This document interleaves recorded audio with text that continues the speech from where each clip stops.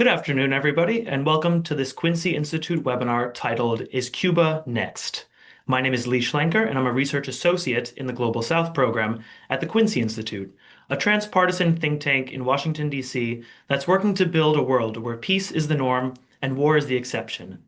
In our research and writing, and through our advocacy efforts, we promote ideas that move U.S. foreign policy and national security policy away from military primacy and adventurism and toward a strategy of diplomatic engagement and the defense of our country based on the interests of the American people, not the corporate and political interests that have fueled American wars for the last 7 decades. Today, I am honored to welcome you all to a discussion with prominent Cuba policy experts as they discuss the implications for Cuba of the Trump administration's recent actions towards Venezuela and explore ways that the two countries can transform a hostile relationship into a productive and mutually beneficial one for both peoples. The United States' dramatic kidnapping of Venezuelan President Nicolas Maduro and the bombing of Caracas earlier this month have left many wondering if Cuba might be next. Secretary of State Marco Rubio has long pushed for regime change in Havana, and President Trump recently said that Cuba is, quote, ready to fall, warning the government to, quote, make a deal now before it's too late.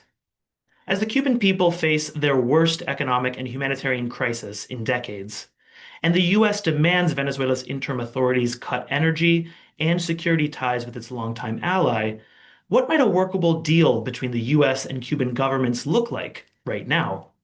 What issues, including property claims, deportations, critical minerals, sanctions relief, prisoner releases, and beyond, could be on the table in bilateral talks? What do past negotiations between Washington and Havana teach us about the opportunities and the obstacles that facilitate or obstruct constructive agreements for both sides? To respond to these questions and more, we will hear from Dr. William Leogrand, Ambassador Jeff De Laurentiis, and Ambassador Vicki Huddleston.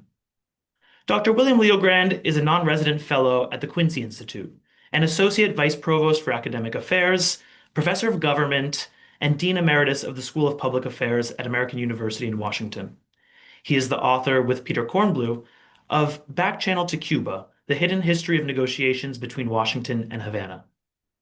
Ambassador Jeffrey De Laurentiis is a distinguished fellow at the Stimson Center and a distinguished non-resident fellow for multilateral diplomacy at Georgetown University's Institute for the Study of Diplomacy. During his 28-year career in the U.S. Foreign Service, Ambassador De Laurentiis worked almost exclusively on Western Hemisphere issues as well as on multilateral diplomacy efforts at the UN. He served as the first charge d'affaires at the U.S. Embassy in Havana, following the reestablishment of diplomatic relations between the United States and Cuba during the Obama administration. Ambassador Vicki Huddleston was the U.S. ambassador to Mali and to Madagascar, and acting ambassador to Ethiopia. She is a former U.S. Deputy Assistant Secretary of Defense for Africa and also held the same position at the Department of State. Ambassador Huddleston was the chief of the U.S. Interest Section in Havana from 1999 to 2002. And 10 years earlier, she was deputy coordinator and then promoted to coordinator for Cuban affairs at the U.S. Department of State. More recently, she was a visiting fellow at the Brookings Institution, and she is the author of Our Woman in Havana, a diplomat's chronicle of America's long struggle with Castro's Cuba. So before beginning our conversation, I'd like to remind our audience members to please put your questions for our panelists in the Q&A section on Zoom, which we'll be sure to incorporate into today's program. And without further ado, I'll dive into our first question for our panelists, which is for Professor Leogrand.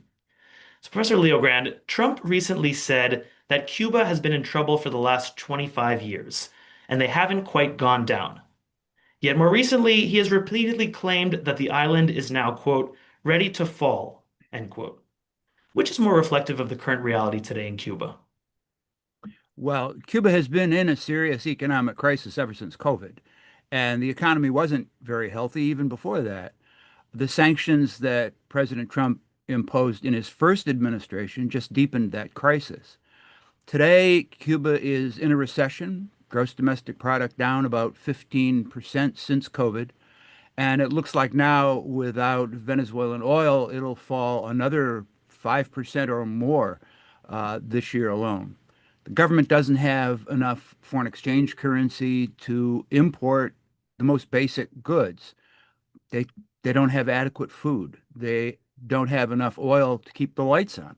Blackouts now are the lights are off more than half the time now across the island. So it's a really desperate situation. Economic misery always causes political discontent, and you can see that in Cuba. There's widespread popular discontent with the government. People feel like the government hasn't done enough to try to solve the crisis that they're facing. But broad discontent doesn't automatically translate into political change or political collapse of the government. Governments fall when they face a powerful, broad, popular, organized opposition. And that just doesn't exist in Cuba today. There is no significant organized opposition there. Historically, when Cubans have faced an economic crisis, they haven't risen up, they've left. In 1965, 1980, 1994, and since COVID. The government makes it easy for dissidents to leave the country and makes it nearly impossible for them to stay and organize opposition. So while the economy is going to get worse in the year ahead and life is going to get harder for the Cuban people, I don't see any prospect of the government suddenly being overthrown by an internal uprising. If the government in Cuba is going to fall, it's going to be because the United States takes military action against it. Thank you, Dr. Leo Grand. My next question is directed towards Ambassador De Laurentiis, and it has to do with Dr. Leo Grand's response about the energy situation on the island and the impacts on the Cuban people. So we know that Venezuela was forced to cut off all oil shipments to Cuba, but afterwards, U.S. Energy Secretary Chris Wright said that the U.S. will continue to allow Mexico to send fuel to the island, given, according to another U.S. official, that the U.S. does not want, quote, regime collapse in Havana.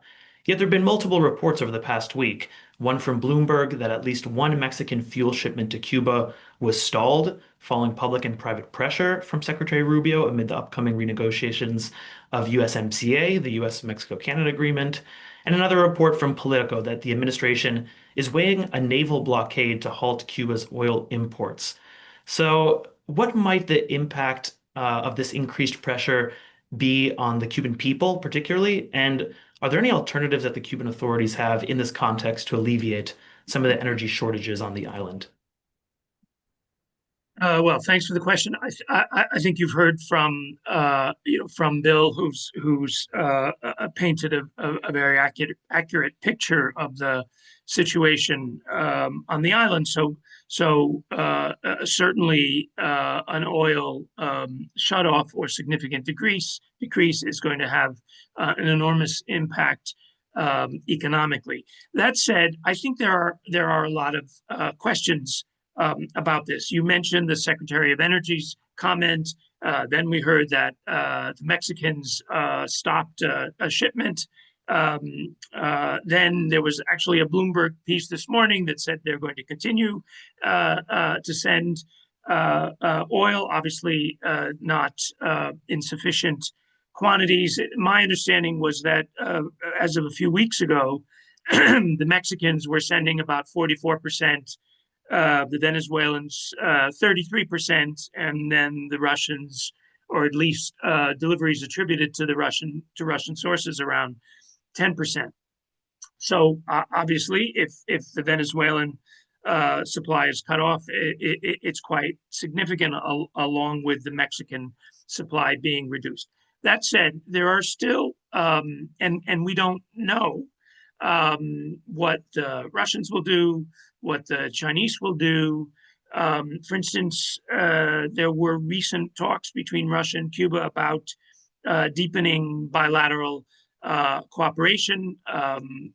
Hard to know, given other geopolitical realities, what the Russians might do. The Chinese have offered a new round of economic support in an emergency situation. So what might they do? And then I think there are other countries out there that we haven't really heard from, Angola, Algeria, who have supplied oil in the past. So again, we just don't know, and most countries have been very quiet since the extraction of Maduro. So we don't know what. I imagine everyone is keeping their cards very close to the vest. Let's put it that way. So, Ambassador Huddleston, I'd like to bring you into the conversation, and sticking with the topic of recent reporting that has seemed to make headlines in the past week or so. The Wall Street Journal reported that the Trump administration is seeking to identify somebody inside the Cuban government who may, quote, see the writing on the wall and want to cut a deal with the U.S. The hope is that this will push out the, quote, communist regime by the end of the year, end quote. Uh, from your experience and given your past role as the chief of the mission at the U.S. intersection in Havana, do you sense that this person exists in the Cuban government? And also, would this deal lead to the swift regime disintegration that the administration is predicting will happen by the end of the year? And also, just looking more broadly at this strategy, particularly, what might the implications of this be on U.S. national security and the immediate concerns around some sort of swift disintegration of the Cuban government? Well, if this person exists, we don't know who he is or she is.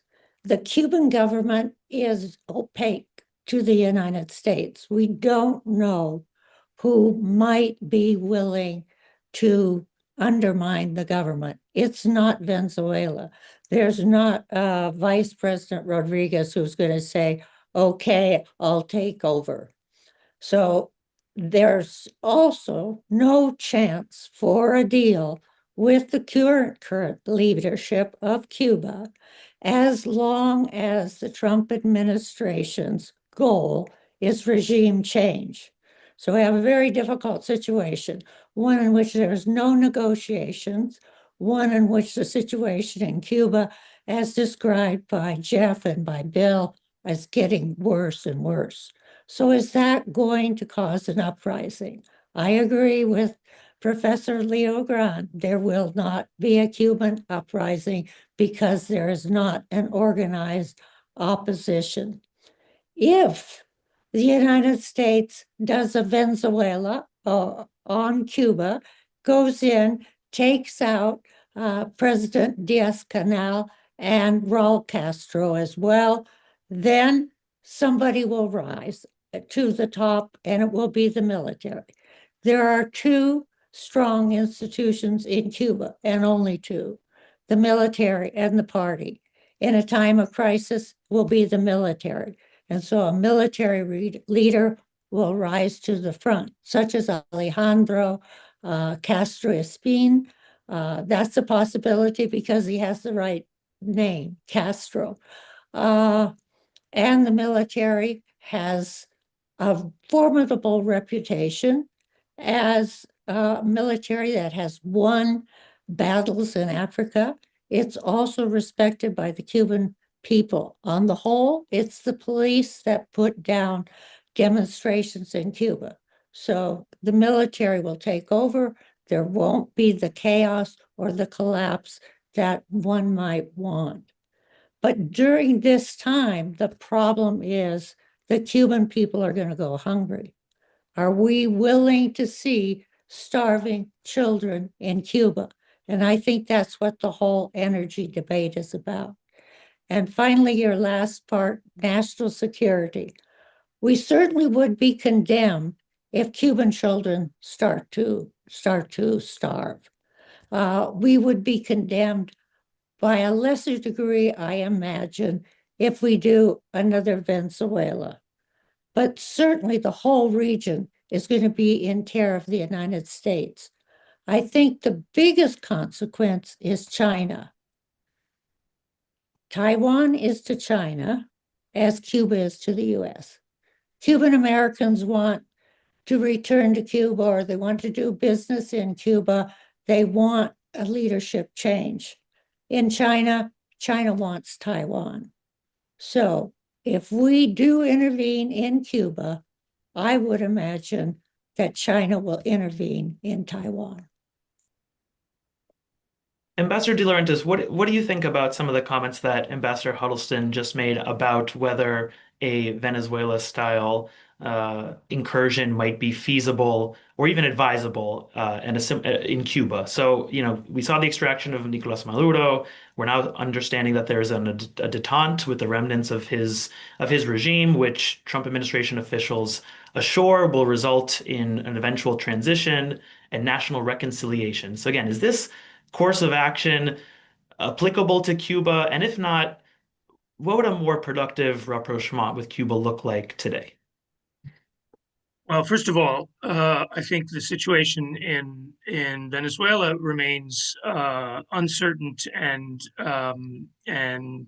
filled with questions. We just had I saw a headline yesterday that Delcy Rodriguez said she's had enough of U.S. orders and she's not going to take any more from Washington. Is that bluster? I don't know, but the repressive regime in Venezuela continues at full pace. They have released some prisoners, but my understanding is others are being arrested and filling the ranks behind them. So I don't see any sign of a transition yet.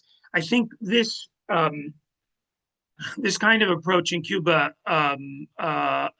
just wouldn't work. In part for the reasons that Vicky outlined.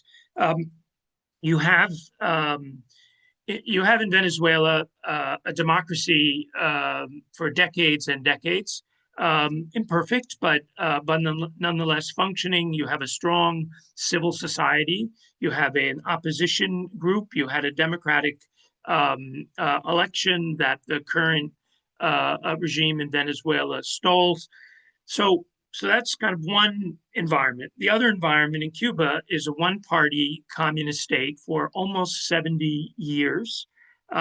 Very limited civil society, as Bill mentioned. Some remarkable opposition figures, but they don't have the means to do what even the opposition groups in Venezuela, who, by the way, are now ignored, could do. So, and again, I would say if somebody was removed, somebody else would automatically replace them. You have a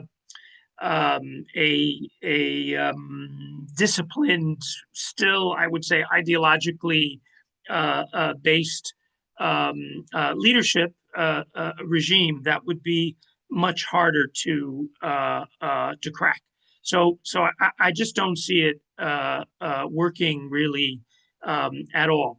In terms of a different approach, well, I think you know what I'm going to say. It had the approach that was launched during the Obama administration been allowed to continue and flower, I think we would be seeing a very, very different Cuba today. And this notion that increased pressure and just squeezing and squeezing and squeezing is going to lead to some miraculous transition, frankly, is folly. And maybe the last thing I would say is, and who, by the way, would pay for all this? It would take billions and billions of dollars, and Cuba doesn't have the oil that Venezuela does. So I don't quite know how that would fit into the equation either. Thank you, Ambassador De Laurentiis. I'd like to bring Dr. Leo Grand in to comment on what the ambassador just referred to regarding the Obama administration approach to Havana and the fact that it was not allowed to continue beyond a short window of 2 years. Now, we know that Secretary Rubio, in his testimony to the Senate yesterday, said that, as he has invoked multiple times over the past decade, that the sanctions regime on Cuba, the embargo, cannot be lifted until there's a change in regime, right? And this is citing language in the 1996 Helms-Burton or Libertad Act.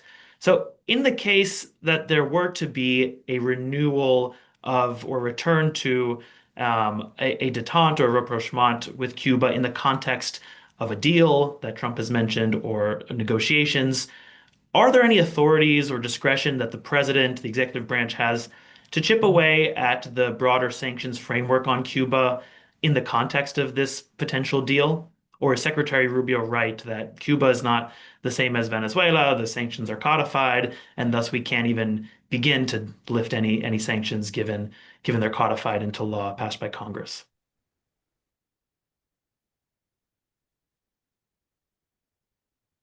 Obviously, he's wrong because President Obama chipped away at the sanctions pretty substantially in the last 2 years that he was president. It is true that the embargo is codified in the 1996 Helms-Burton legislation, but also codified in that legislation is the president's authority to license exceptions to the embargo. And so the president has the executive authority to license pretty much any exception to the embargo.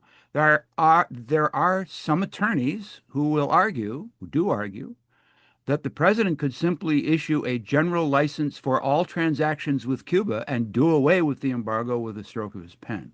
Now, presidents haven't been willing to do that because it clearly runs contrary to the intent of that statute.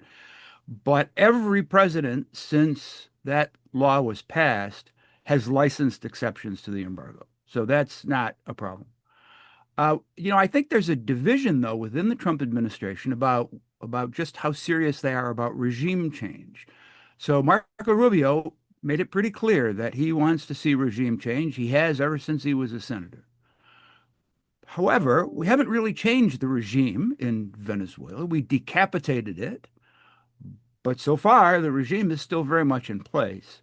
And as Ambassador De Laurentiis said, Cuba is a very different case in terms of the nature of that political system. It's a collective leadership in the Communist Party. The military is a strong institution, as Ambassador Huddleston said. There's no easy path to regime change in Cuba. If we want to replace the Cuban political order, we're not going to be able to do it through negotiations. We would have to have boots on the ground and occupy that country. And the president clearly is not interested in doing that. He said that he doesn't want to see another Iraq in Venezuela, and that's why he left the Chavista regime in place.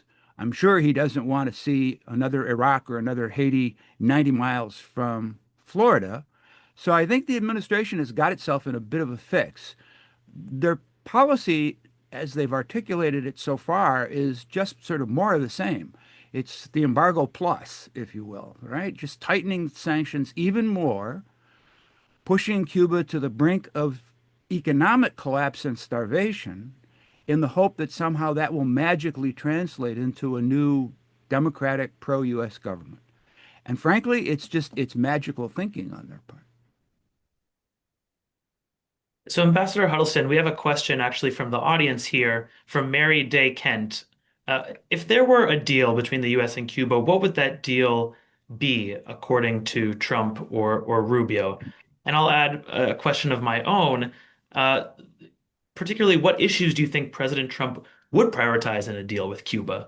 Would it be getting Cuba to accept more deportees, securing access to real estate for his companies, winning exclusive concessions to extract Cuba's considerable reserves of cobalt and nickel, releasing political prisoners? I mean, there's a whole laundry list of issues. Property claims and compensations. We know that there's a number of high-profile cases that are going to be heard by the Supreme Court next month. Yet Cuba has no money to compensate these claimants. So what might a potential agreement on these issues or others look like if as Dr. Leogrand said, pursuing regime change is not in the Trump administration's interest in a place like Cuba through military means? Oh, thank you. I relish that question.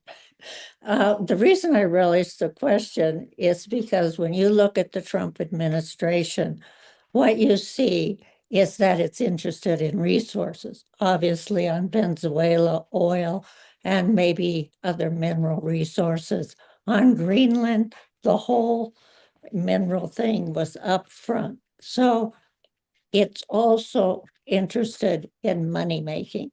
Can there be a deal? Is there some way that the Trump can benefit, or the Trump elite or those surrounding Trump might benefit? So it brings us to Cuba.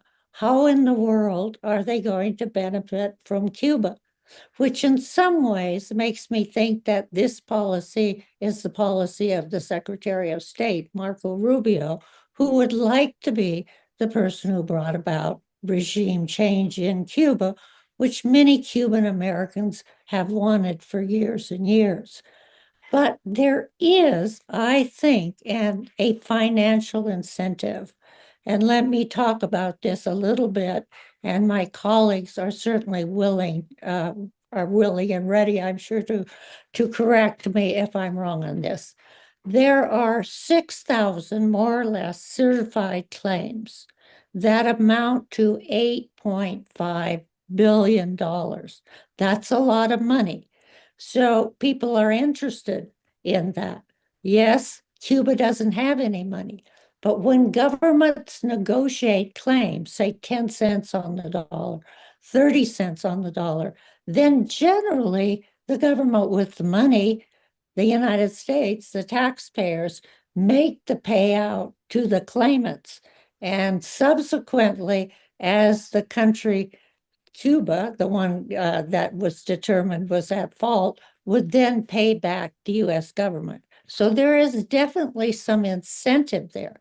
The second incentive is property, just to get back the property that if Cuba became a prosperous country, could turn a profit. And here the Helms-Burton becomes very important. Helms-Burton is a very conservative law with questionable, well, more than questionable international legitimacy. And it says that US companies and individuals can sue companies and individuals who are doing business on property that once belonged to that company or individual. That's never been upheld in any international court or in an international law. But right now, there are two cases like that before the Supreme Court. So if you have a US company that can sue a European company, then they can get quite a bit of money.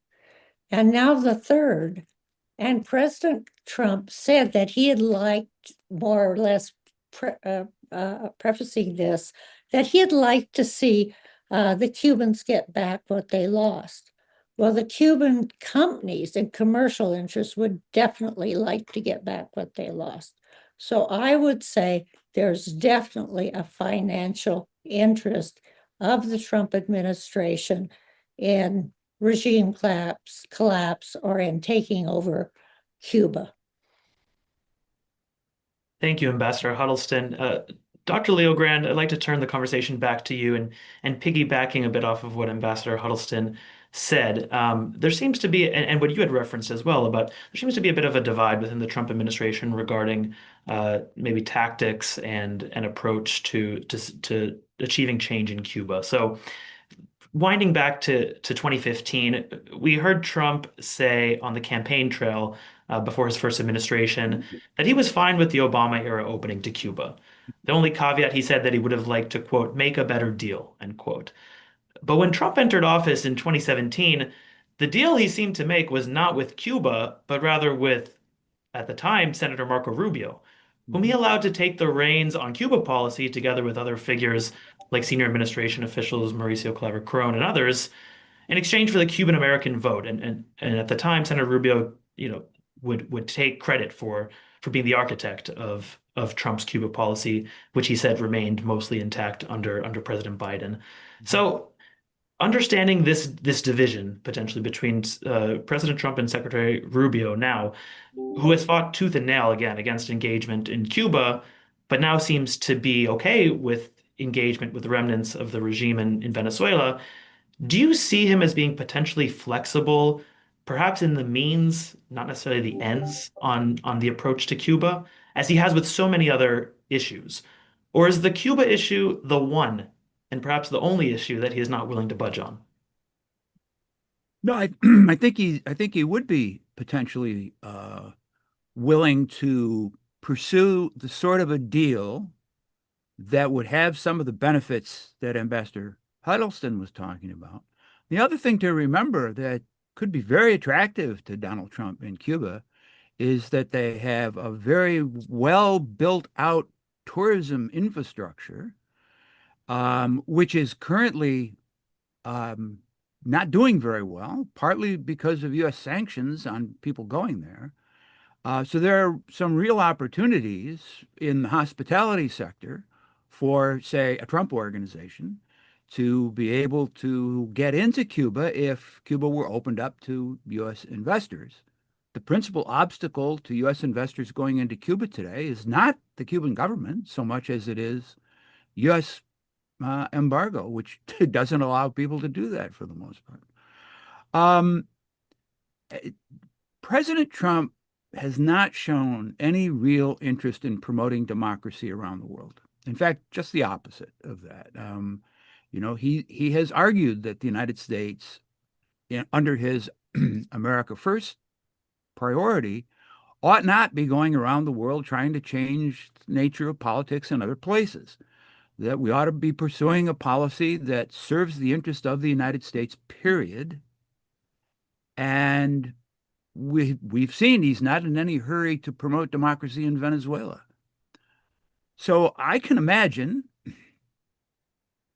a deal in which the U.S. government negotiates with the current government of Cuba to see if there's an opportunity to improve relations and to make some commercial deals, address some of these issues like property compensation that would have a real commercial value to the United States and to President Trump and his friends, and proceed in that matter rather than trying to change the Cuban regime. Now, Secretary Rubio won't like that approach, but we've seen that he's willing to abandon long-held positions when they're in conflict with President Trump's priorities. Cuba, of course, is a very special case for Marco Rubio, so whether it would extend there, I don't know. But I also expect that Marco Rubio may not be Secretary of State after the midterm elections as the 2028 presidential campaign gets underway. Lee, could I just add Yes, please. something? Please. So I would agree certainly that in any debate, policy debate between the president and the Secretary of State, the president is going to prevail. Secondly, of course, there were representatives of the Trump organization in looking around in Cuba in, I don't know, 2015, 2016. I recall a hotel executive from Canada telling me he had hosted them and so forth. So he is a deal maker. Who knows? It's certainly possible. There's another advantage he has as well, and that is the trust of the diaspora, of the community. I've been quite surprised that the majority of the Venezuelan diaspora has been pretty silent. Of course, everyone was happy that Maduro was extracted, but democracy, elections, restoring the rightful president, all of that, the community has been pretty quiet. And I'm guessing that the Cuban community would give the president space to maneuver and so forth, which is fairly unique. And I think we've seen it in terms of migration policy. They've been pretty silent in South Florida about all of this. And so I think it's presumably something that the president could take advantage of. Two other quick points. I wanted to go back to the something that Professor Leogrand made about tightening the sanctions and so forth. I would say the administration needs to be careful that they don't start canceling the very licenses that are providing the food that is being imported by Cuba, because a lot of it is done by licensing. And then on the property business, of course, during the Obama administration, we had a couple of rounds of negotiations. In the end, that's what it's going to take to resolve property claims, and of course, then Cuba had their own complaints. But it's also true that there are plenty of examples, plenty of models from Eastern Europe and other countries that transition from communist countries to a democratic form of government that one could study and adapt. So these kinds of negotiations, while painstaking and taking a very long time, are possible.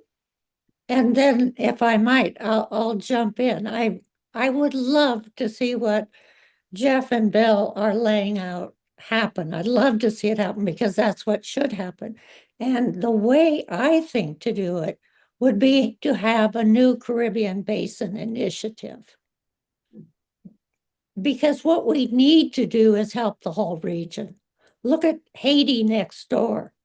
Haiti needs our help even more than Cuba, although Cuba is very much headed in the direction of Haiti. So let's have an initiative that helps Central America and the Caribbean. This will make these countries more prosperous, and it will also reduce illegal immigration into the United States. Thank you, Ambassador Huddleston and Ambassador De Laurentiis, for your thoughts. I'd like to turn to an audience question right now, which touches on one of the points that Ambassador De Laurentiis made about the South Florida Cuban American community, as well as some of the other pressure points that the U.S. under the Trump administration might be pursuing now and what impacts they might have on the ground. So Daniel Sardinas asks, South Florida Congressman Mario Diaz-Balart and Carlos Jimenez announced just this morning that they will ask the White House to stop all flights and remittances to Cuba. What effect will this have on Cuba if implemented? And I might add that there are other pressure points the Trump administration has been pursuing and that it has in its toolbox for this past year, including threatening leaders in Latin America and Africa to halt their medical contracts with Cuba or risk losing their U.S. visas as one of the largest sources of foreign reserves for the Cuban government. There's also an ongoing campaign in Europe to repeal the political dialogue and cooperation agreement from 2016 that the EU has sustained with the island. We've also seen authorities in South Florida revoking, as Ambassador De Laurentiis mentioned, some of the Biden-era licenses for Cuban American-owned businesses providing goods and services to private individuals and entrepreneurs. So how far is the administration willing to go to squeeze the Cuban economy? And as Daniel asks, what impacts might that have on everyday Cubans? Well, I'm happy to start. Obviously, the administration could just cancel the flights. That would have a pretty big impact on remittances because most remittances today are not wired anymore. They're carried down there by people traveling. But I think, people would find a way. They'd travel through third countries. There are lots of ways now to send remittances informally without having to either use a wire service or deliver them personally. In terms of the medical contracts, the biggest one was with Venezuela, and that one is now defunct. So the amount of revenue that is generated by the contracts that they have around most of the rest of the world is really a kind of a rounding error on the Cuban budget. So Venezuela was 90+% of what they were earning from the export of medical services.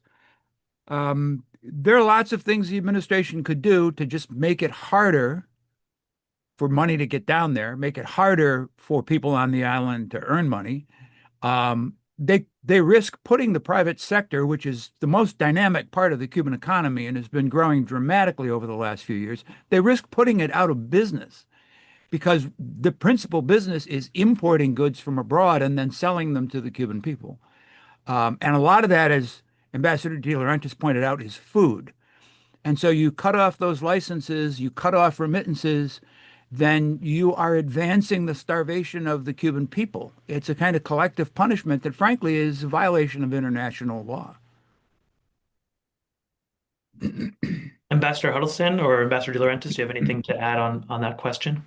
You know, we have been doing this for plus 60 years with an embargo, tightening the embargo, saying that eventually the regime is going to collapse and then we'll return to Cuba and everything will be fine.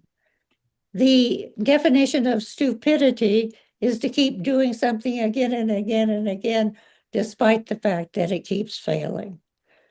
Is the United States willing to be the country that's starving the Cuban people? Are we willing to have photographs of children in Havana that look very much like children in Sudan? I find this an incredible idea. And I can't imagine that Diaz-Balart and Marco Rubio can really believe that they can get a change in Cuba and avoid international condemnation of the United States. Already, we're killing United States citizens in Minneapolis. So now are we going to starve Cuban children in Havana? And imagine the political impact that has in South Florida, because a lot of Cuban Americans still have family on the island. Yeah, that's the point I was going to make, and it will sound a little bit sarcastic, but I thought the objective was to help the Cuban people, and I don't see how cutting off remittances and cutting off licenses that help bring food onto the island achieving that objective. And what will the result be? Well, we'll have a migration crisis. And are these same members of Congress going to stay silent when all of those people are pushed back? So I think for these folks, they have to be very careful with what they wish for. And we don't, the last thing we need, either for the Cuban people or for the United States, is a humanitarian crisis of enormous proportions in Cuba. That just helps no one. And I hope that what we're not seeing is kind of this notion that, well, everyone who's in Cuba is a communist, and therefore we don't need to be as concerned about all these humanitarian consequences as we would ordinarily. And and unfortunately there are some, I hope not many, in Florida that do have that attitude and wouldn't mind cutting off remittances because the country requires or needs this collective punishment that Professor Leogrand referred to. And Ambassador De Laurentiis, I'd like to stick with you to avoid these humanitarian consequences. There's going to be a complex and drawn out set of talks, negotiations, if the two governments are eventually going to sit at the table together. And we know from your experience under the Obama administration that third countries could potentially play a constructive role given the current dynamic of animosity and mistrust between Havana and Washington. So under the Obama administration, Canada and the Vatican were essential to building trust during the Obama era negotiations. And I mean, just this week, President Sheinbaum in Mexico offered to mediate between the two countries. I believe she also had a conversation with President Trump this morning. So given the geopolitical tensions in both the Western Hemisphere, which is your area of expertise, and also in Europe, are there any potential actors that could play a role in facilitating dialogue to stop the halt towards humanitarian catastrophe in Cuba? Yeah, it's a tough question. Of course, I would imagine a few countries in the region would certainly move to be helpful on a humanitarian basis. I mean, Mexico already is characterizing its support as humanitarian. I would imagine the Brazilians might also step forward. The relationship with the European Union now is a bit more complex than it used to be, although certainly individual countries, Spain, Italy, Germany, France, I imagine would want to be helpful, but it's a very sort of complicated picture. So I'm not really optimistic that all of this would just smoothly fall into place.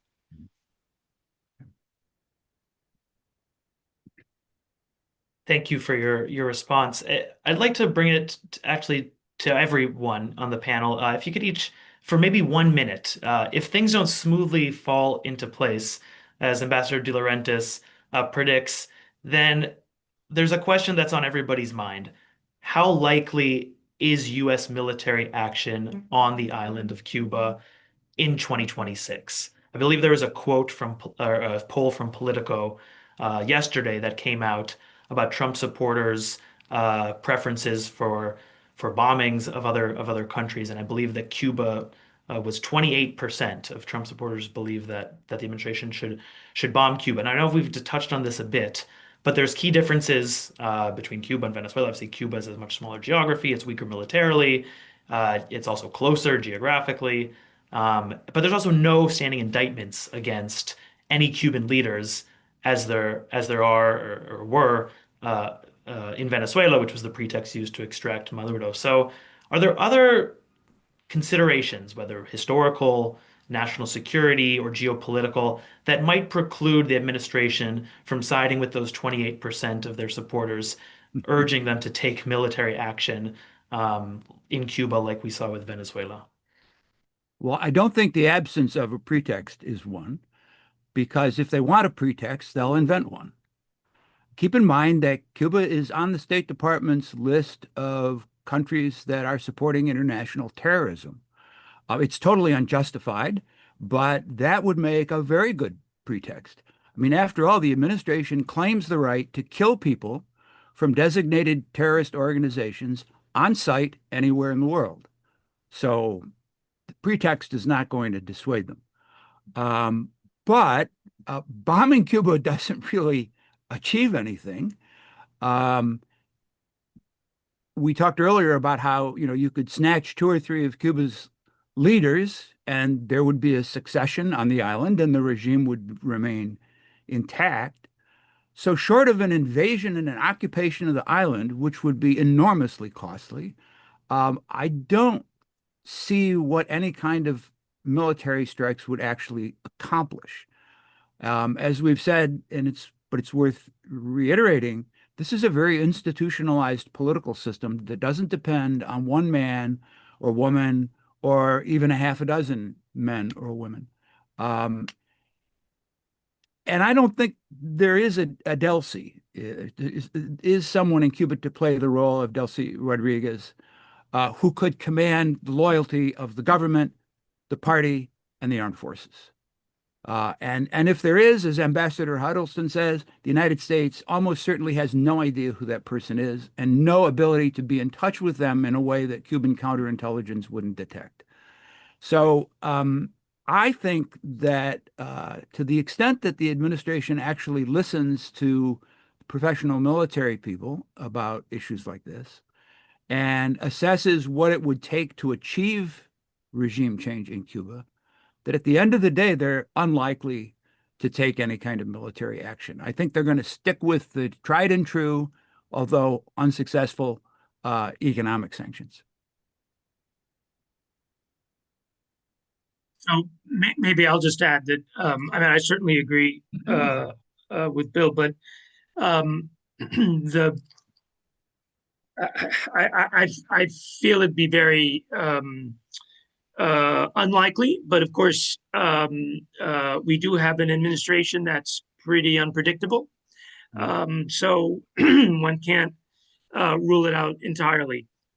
But I would say again, unlike Venezuela, the Venezuelan military, the Cuban military is quite decentralized, and I think it would be rather difficult to, excuse me, to push them into a place that would make what happened in Venezuela possible or easier in Cuba. So I think they will certainly look for other ways to achieve this this objective.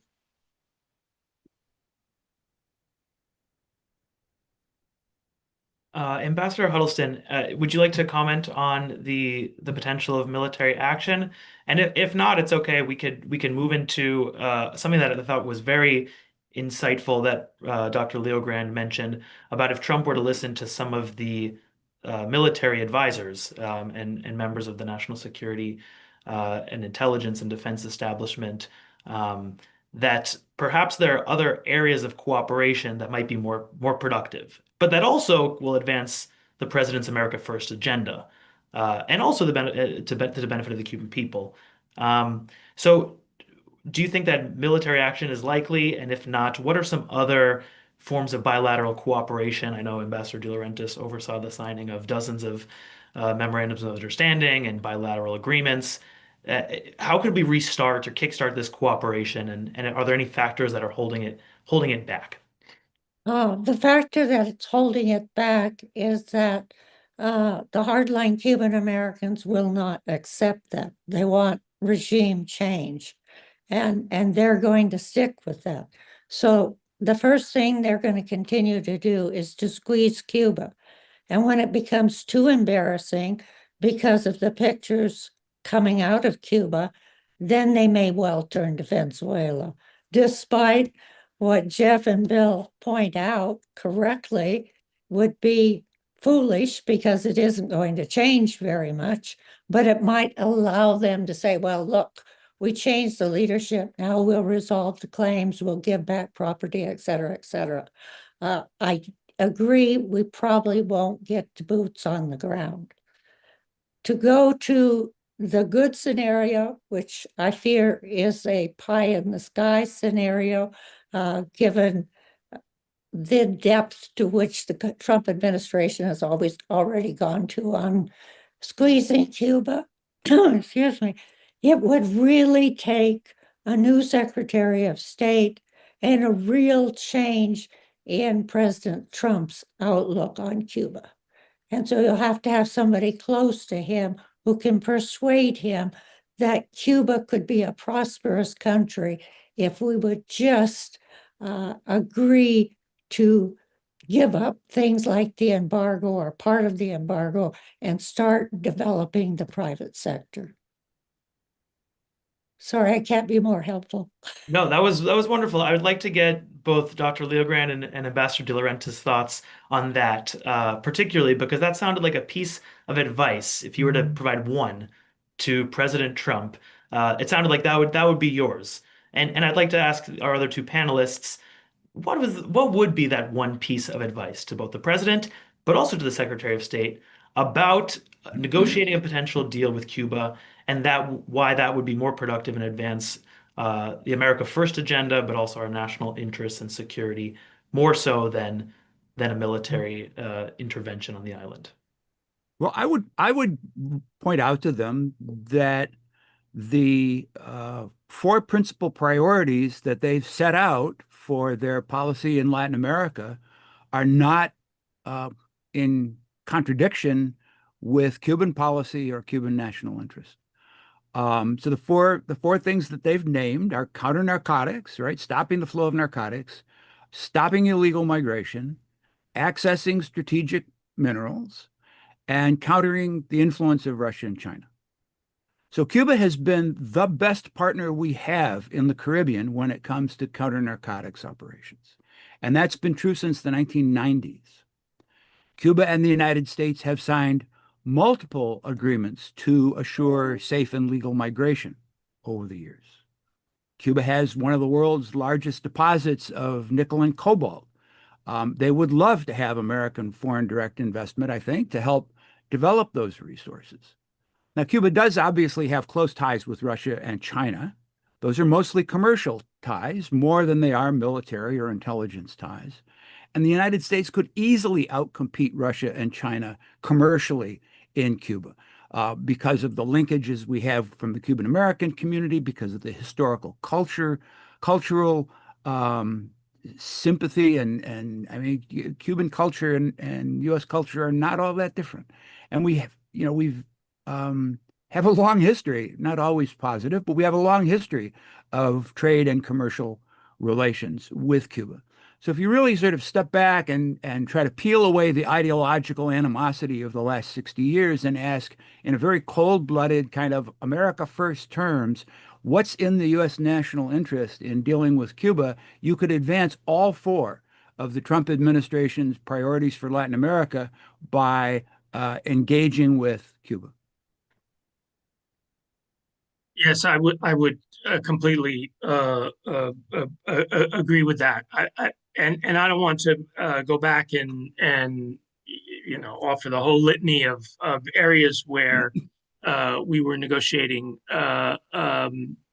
with Cuban counterparts during the Obama administration. But the driving idea was, what are the issues that two countries 90 miles apart ought to be cooperating on, and counter narcotics and environmental issues and all these other agreements that Lee, you referred to earlier. I have to say, I don't envision. It's pretty hard for me to envision any of this happening in the way that we're speaking. I think Ambassador Huddleston said pie in the sky, and it feels like this is where we are, because I don't think the administration would necessarily move in this direction. But of course, who knows? I think we have time for maybe one last question before finishing up at the top of the hour. The three of you have nearly a century of combined experience writing and participating in bilateral negotiations between the US and Cuba governments. And this ties into a question that we have in the chat.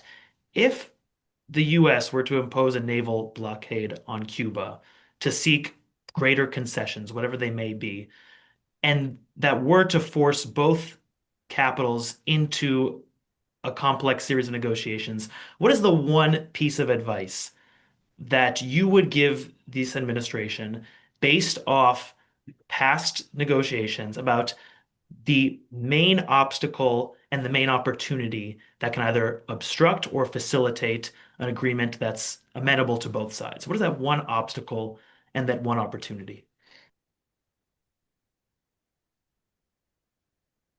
I guess I would say that one of the biggest obstacles over the many years of negotiations is that the United States has a hard time treating Cuba as a sovereign country and dealing with it and with Cuban negotiators with real respect. We've always had this tendency to sort of look down on Cuba as, part of the United States by nature, right? And dealt with them in that way as if they were still a colony or ought to still be a neo-colony of the United States. Ambassador De Laurentiis can talk about a couple of incidents that happened during the secret negotiations that led up to Obama and Raul Castro announcing the normalization of relations, where a simple gesture of respect made an enormous difference in moving the negotiations forward. So that would be sort of, it's not tied to any particular issue. It's really tied to all the issues.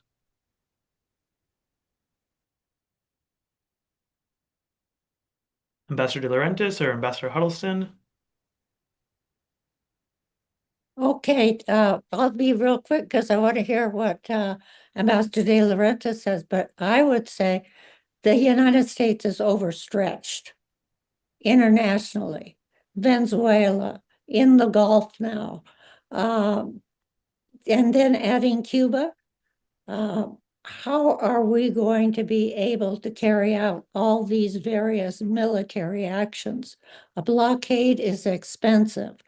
I just don't think we can manage another military operation around Cuba for a very long time. And I think the fact that people would be going hungry, fleeing in great numbers, as Jeff has mentioned, would end the blockade, would cause us to end the blockade unilaterally. Over to you, Jeff. So I guess I'm struggling with the question a little bit because what would be the grounds for a naval blockade? The last time we had a naval blockade toward Cuba was during the missile crisis in 1962.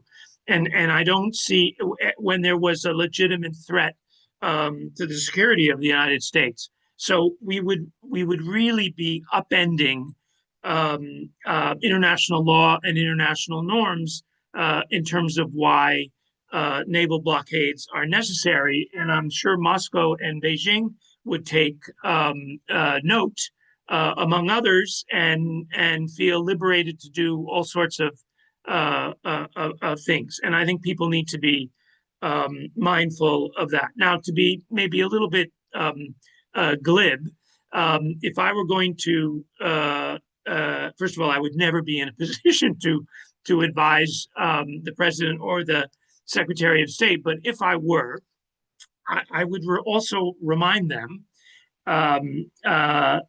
Let's see, how shall I put this? That the people they would be negotiating with are as determined, proud, and forthright as their friends and colleagues are in South Florida. And they need to keep that in mind.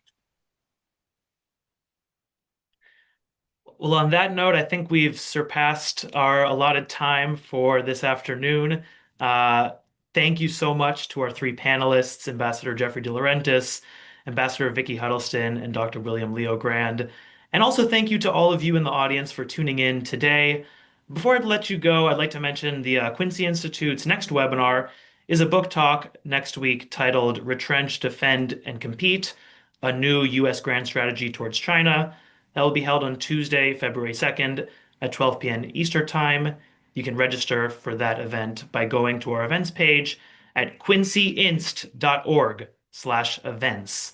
You can also subscribe to the Quincy Institute's mailing list from our homepage, quincyinst.org, so you'll receive invitations to all of our future events and also be able to follow our work. Thank you again to our three panelists and to our audience for tuning in today and for joining in our efforts to promote ideas that move U.S. foreign policy away from endless war and towards military restraint and diplomacy in the pursuit of international peace. Take care.